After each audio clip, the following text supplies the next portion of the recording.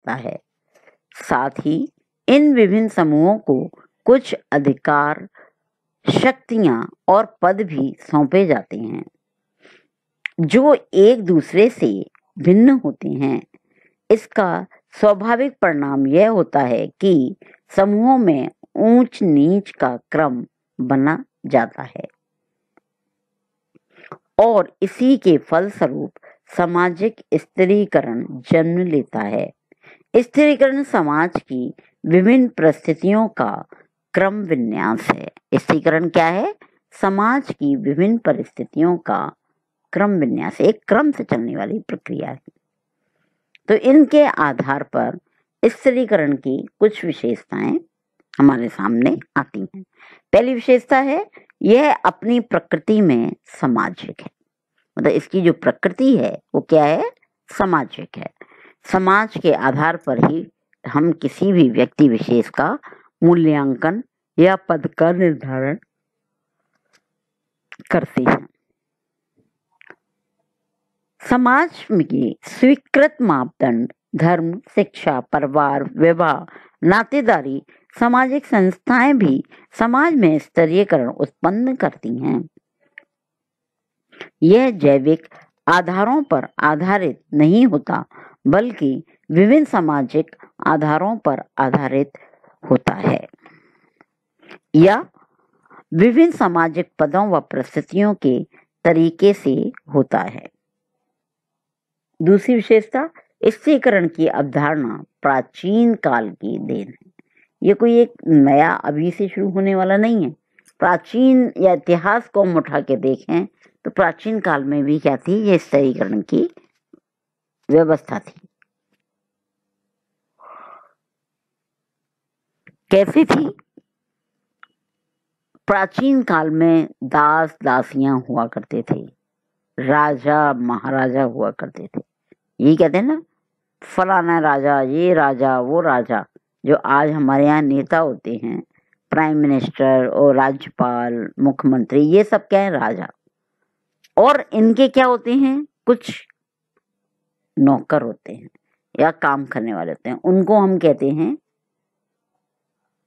दास, दासियां। तो मालिक और नौकर या राजा और दास, ये जो परंपरा है वो क्या है? प्राचीन समय से है। और हमारे सामाजिक जो मानदंड हैं वो पहले से ही इसको स्वीकार करते हैं और इस तरह से पाया जाता है। तो समाज में जो स्वीकृत मानदंड हैं, परिवार के अंदर विवाह के पश्चात नातेदारी के आधार पर हम ये जो सामाजिक स्थिरीकरण उत्पन्न करती हैं वो जैविकीय आधारों पर आधारित नहीं होता, बल्कि विभिन्न सामाजिक पदों व परिस्थितियों के तरीके से होता है। अब पहले किसी बच्चे ने जन्म ले लिया तो वो तो बड़ा ही रहेगा, वो छोटा थोड़ी हो सकता है। बाद में वो जो आया है वो तो छोटा ही रहेगा, वो बड़ा नहीं हो सकता। तो ये सामाजिक नियम है। दूसरी जो विशेषता है वह स्थिरीकरण की अवधारणा प्राचीन काल की जो देन है। इसमें वो कहते हैं कि कार्ल मार्क्स का भौतिकवाद प्रत्येक युग में समाज के दो वर्ग, जन्म, आयु, लिंग, व्यवसाय, गुण, स्वभाव, प्रजातीय भिन्नता, आधुनिक युग में अर्जित परिस्थिति के अनुसार बांटे गए हैं। ठीक है, ये सारी चीजें हैं जो हमें दो भागों में बांटती हैं। तीसरा है, यह सर्वव्यापी है। ये ऐसा नहीं कि हमारे यहीं पाया जाता है, स्तरीयकरण पूरे विश्व में पाया जाता है। तो ये कैसा है? सर्वव्यापी है और एक ही उसमें नहीं पाया जाता। वर्तमान में भी है, भूत में भी था और भविष्य में भी होगा। हम इसके बिना नहीं समाज में जी सकते हैं।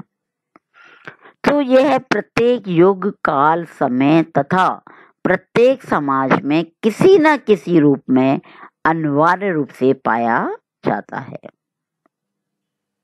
ठीक है, अब इसके बाद आता है नेक्स्ट, स्तरीयकरण विभिन्न स्वरूपों में होता है। मतलब इसके जो आकार है, स्वरूप हैं, वो अलग अलग प्रकार के हैं।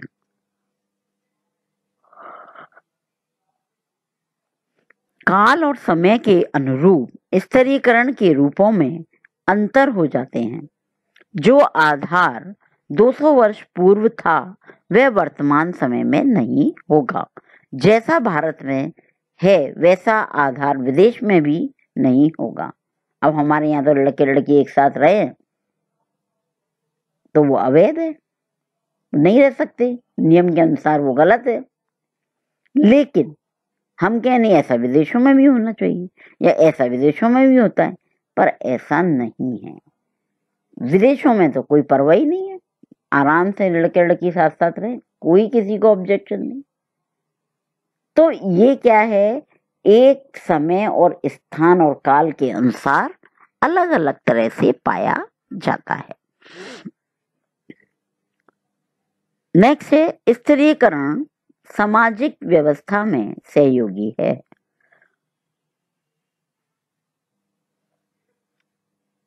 प्रत्येक समूह या सामाजिक व्यवस्था को सुचारू रूप से चलाने हेतु समाज के सदस्यों की स्थिति में किसी न किसी रूप में स्तर अवश्य ही निर्मित किए जाते हैं तथा इन्हें सामाजिक स्वीकृति प्राप्त होती है।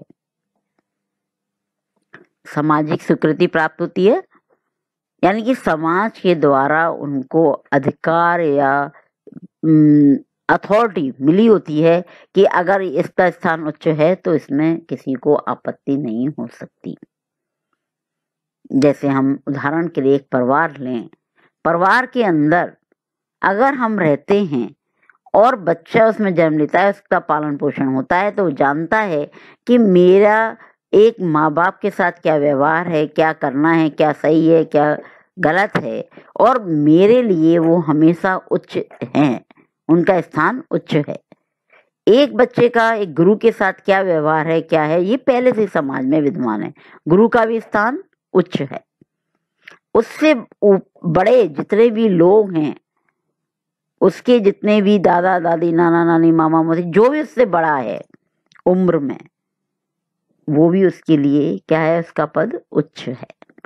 तो इस तरीके से हम स्तरीकरण के माध्यम से सामाजिक व्यवस्था में क्या करते हैं, एक रूपता लाने का या सही सुचारू रूप से काम करने की व्यवस्था करते हैं। तो स्तरीकरण किसमें भी सहायक है, हमारी सामाजिक व्यवस्था को बनाने में।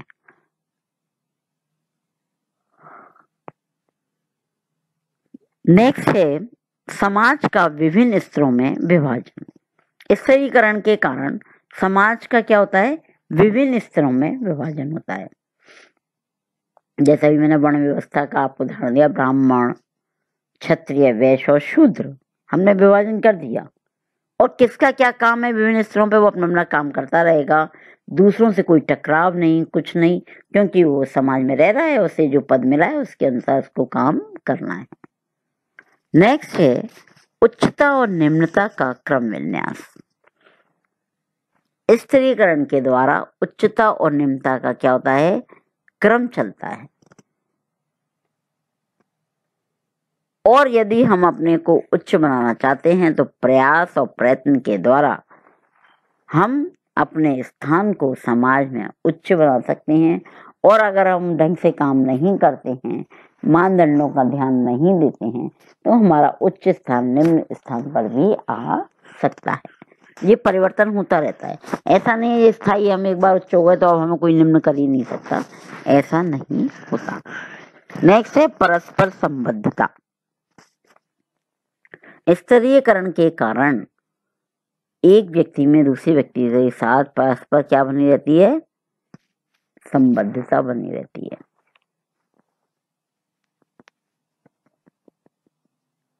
इसके बाद है स्थायित्व। और यही परस्पर संबद्धता व्यक्ति को किसी समूह में रहने के लिए क्या करता है, बाध्य करता है। और जब वो लंबे समय तक समूह में रहता है तो उसका स्थायी सदस्य बन जाता है। तो इस प्रकार से कई उन्होंने विशेषताएं बताई और ये भी बताया कि यह क्या है,